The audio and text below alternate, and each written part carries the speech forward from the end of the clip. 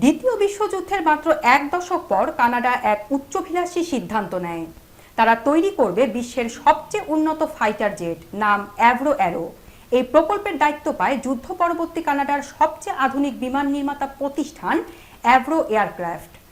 তারা এমন একটি সুপারসনিক ইন্টারসেপ্টর ডিজাইন করলো যা ছিল সেই সময়ের প্রযুক্তির বাইরে, ভবিষ্যতের কথা ভেবে বানানো।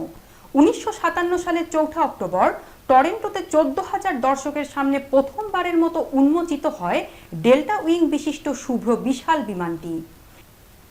কানাডার আকাশ প্রতিরক্ষায় এটি ছিল তাদের সবচেয়ে বড় বাজির ঘোড়া।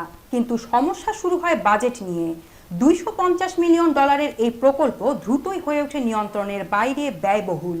তৎকালীন প্রধানমন্ত্রী জন ডিফেনবেকার হঠাৎ করেই 1959 সালের 20 ফেব্রুয়ারি ঘোষণা দেন প্রকল্প বাতিল। 14,000-এরও বেশি কর্মচারী একদিনেই চাকরি হারায়। কানাডার সবচেয়ে উচ্চ প্রযুক্তির স্বপ্ন ভেঙে পড়ে অচিরেই। অনেক প্রকৌশলী ব্রেইন ড্রেইন হয়ে পাড়ি জমান যুক্তরাষ্ট্রে। এদের মধ্যে 32 জন সরাসরি যুক্ত হন নাসার অ্যাপোলো প্রোগ্রামে, যা পরবর্তীতে চাঁদে মানুষ পাঠায়। সবচেয়ে মর্মান্তিক, অ্যাভ্রো অ্যারোর সব ব্লুপ্রিন্ট ও প্রোটোটাইপ ধ্বংস করার নির্দেশ দেওয়া হয়। কিন্তু সিনিয়র ডিজাইনার কেন বার্নেস কিছু নকশা লুকিয়ে রাখেন নিজের বেসমেন্টে। তার মৃত্যুর পর সেগুলো আবিষ্কৃত হয় এবং আবারও জন্ম নেয় আশার আলো।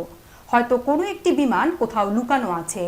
অ্যাভ্রো অ্যারো ছিল শুধু একটি যুদ্ধ বিমান নয়, এটা ছিল কানাডার আত্মবিশ্বাস, স্বপ্ন আর প্রযুক্তির সাহসের প্রতীক। আর আজও কানাডিয়ানদের হৃদয়ে এটি রয়ে গেছে একটি অসমাপ্ত কিংবদন্তি হয়ে।